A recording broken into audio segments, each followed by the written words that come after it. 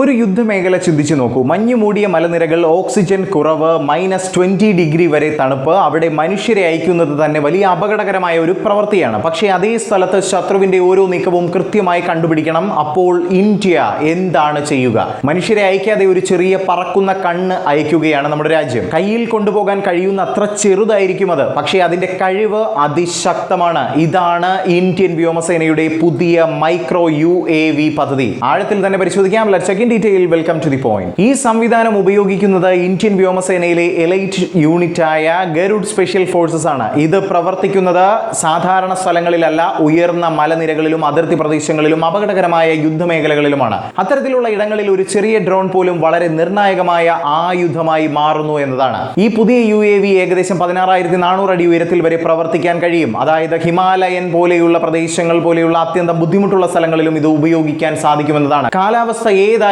ഇത് പ്രവർത്തിക്കുമെന്നതാണ്. കാരണം -20 മുതൽ +50 വരെ താപനിലയിൽ പോലും ഇത് കാര്യക്ഷമമായി പ്രവർത്തിക്കാൻ രൂപകൽപ്പന ചെയ്തിരിക്കുന്നു. ഇതൊരു വലിയ ഡ്രോൺ അല്ല, ചെറുതും വളരെ ലളിതവുമായ, കൂടാതെ കയ്യിൽ കൊണ്ടുപോകാൻ പറ്റുന്ന രീതിയിലാണ് ഇത് നിർമ്മിച്ചിരിക്കുന്നത്. 2 പേർക്ക് ഇത് എളുപ്പത്തിൽ എടുത്ത് യുദ്ധമേഖലയിൽ വിന്യസിക്കാനും കഴിയും. കുറഞ്ഞത് 15 കിലോമീറ്റർ ദൂരത്തിൽ വരെ ഇത് മിഷൻ നടത്താനും 1 മണിക്കൂർ വരെ ആകാശത്ത് തുടർന്ന് പറന്നുകൊണ്ടിരിക്കാനും ഇതിന് കഴിയും. ഈ UAV സാധാരണ ഡ്രോണുകളെക്കാൾ കൂടുതൽ സ്മാർട്ടാണ്. GPS ലഭ്യത കുറഞ്ഞ സാഹചര്യങ്ങളിലും ഇത് പ്രവർത്തിക്കുമെന്നതാണ്. കൂടാതെ ഇന്ത്യയുടെ സ്വന്തം നാവിഗേഷൻ സംവിധാനവുമായി ബന്ധിപ്പിക്കാനും കഴിയും. ഇത് സ്വയം ടേക്ക് ഓഫ് ചെയ്യാനും ലാൻഡ് ചെയ്യാനും കഴിവുള്ളതാണ്. ആവശ്യമെങ്കിൽ മാനുവലായി നിയന്ത്രിക്കാനും ടാർഗറ്റ് പിന്തുടരാനും ഇവയ്ക്ക് കഴിയും. അതിനാൽ ഇതൊരു പരിപൂർണ സ്മാർട്ട് നിരീക്ഷണ സംവിധാനമായി മാറുന്നു. ഈ സംവിധാനം ഒരു ഡ്രോൺ മാത്രമല്ല, പൂർണ്ണമായ ഒരു പാക്കേജ് ആണ്. ഇതിൽ ഡ്രോൺ യൂണിറ്റുകൾ, ground control system, live video കാണാനുള്ള സംവിധാനം, ഡേ നൈറ്റ് ക്യാമറ സംവിധാനങ്ങൾ, power system, repair kit, secure communication link എന്നിവയും ഉൾപ്പെടുന്നു.